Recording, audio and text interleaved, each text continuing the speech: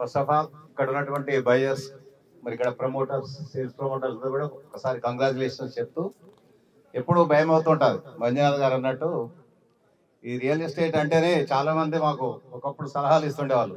Real estate చేసేటువంటి వాళ్ళు నమ్మదగినటువంటి వ్యక్తులు గారు. ఆ ఫీల్డ్ ఈయన మంచి జాబ్ వదులుకొని ఇళ్ళకి వచ్చారు, సాఫ్ట్వేర్ జాబ్ వదులుకొని వచ్చారు. అప్పటి నుంచి మేము ఎందుకో ఇది ఎప్పుడైనా రిస్కీనేమో అని భయం అయితేనే ఉంటుంది.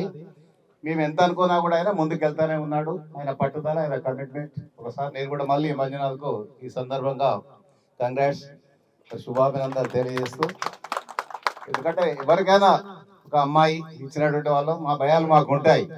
ఏం జరుగుతుందో, ఎప్పుడు ఏం జరుగుతుందో చాలా పెద్ద ఎత్తున పోతా ఉన్నాడు. ఈయన స్టార్ట్ చేసినటువంటి జర్నీ చాలా కింది స్థాయి నుండి, ఎందుకంటే ఎక్కడో పెద్ద ఫ్యామిలీ నుండి వచ్చినటువంటి వాళ్ళు వారు గారు.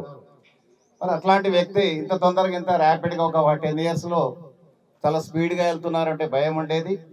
ఆ భయాన్ని అంత వమ్ము చేస్తూ ఆయన సక్సెస్ఫుల్గా పోతున్నందుకు మరొకసారి కంగ్రాచులేషన్ చెప్తూ, దాని అనుభవానికి వస్తే 40 ఏళ్ల నుండి దాదాపు హైదరాబాద్లో కర్మన్ఘట్ల 20 రూపాయల గజం ఫ్లాట్స్, ఆ రోజు నేను కూడా 100 రూపాయలు ఆ విధంగా సంపాదిస్తుండే. 100, 150 రూపాయలు, 200 రూపాయలు ఇట్లా ప్రైవేట్ సెక్టర్లో నేను కూడా జాబులు చేశాను, సేల్స్ రిప్రజెంటేటివ్. అవి 20 రూపాయలు గజం అంటే నవ్వుకునేవాడు నేను. కర్మన్ఘట్ల ల్యాండ్ తీసుకోమంటే మాకు 100 ఎకరాలు ఉన్నది. హైదరాబాద్కు 100 కిలోమీటర్ల దూరం మా ఊరు.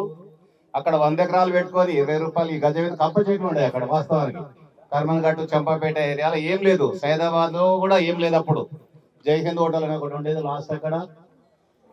మరి ఆ స్టేజ్ మేము అనుకుంటూనే ఉండేది, 20 రూపాయలు గజం తీసుకోవాల్సిన అవసరం ఏంది ఇక్కడ అనేది మేము అనుకుంటా ఉంటే, ఎక్కడి నుండి వచ్చేటువంటి వాళ్ళు, విజయవాడ సైడ్ నుండి వచ్చే వాళ్ళు, చాలా మంది తెలిసినటువంటి వాళ్ళు, వ్యక్తులు ఉండేటువంటి వాళ్ళు ఎక్కడో పోయి కూకట్పల్లి ఏరియాలో పోయి సర్చింగ్ చేసి వచ్చి అక్కడ మేము ప్లాట్స్ తీసుకున్నాము, ఇది గజాల ల్యాండ్ తీసుకున్నాము అంటే మాకు నవ్వు వచ్చేది. ఏమన్నా పిచ్చా వీళ్ళకి ఏంది, ఎక్కడి కూకట్పల్లి ఏం కదా అని నవ్వుకుంటాడు. మా నవ్వులంతా మేము ఎర్రి వాళ్ళమైనా ఈ రోజు మేము అప్పటి చేయగలిగేటువంటి స్థాయి ఉండే. అప్పుడు మేము యాక్చువల్గా ఒక ప్లాట్ తీసుకుని ఉంటాం, ఏదో పొరపాటు చేసాం అనిపిస్తుంది ఇప్పుడు కూడా మా కళలు అయినంతవరకు నేను ఒక ప్లాట్ కొనలేదు.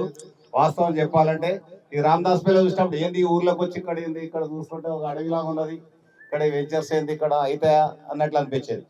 చూస్తుంటే అంది ఇంకో 10 years ఏం గుర్తుపట్టే మేము ఇక్కడ వచ్చి మనం అనిపిస్తా ఉన్నది.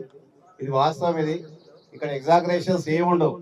ల్యాండ్ విషయంలో ఎవరు ఇక్కడ జాగున్నా, చిన్న పల్లెటూరులో ఒక 10 అరల జాగ కొనుక్కున్న వాళ్ళు కూడా ఆ రోజు 100 రూపాయలు, 150 రూపాయలు పెట్టి ఒక జాగ ఉన్నారు. మా ఇంటి అంతా బ్యాక్ సైడ్ ఒక దొడ్డి జాగ ఉండే, పశువుల కొట్టంది.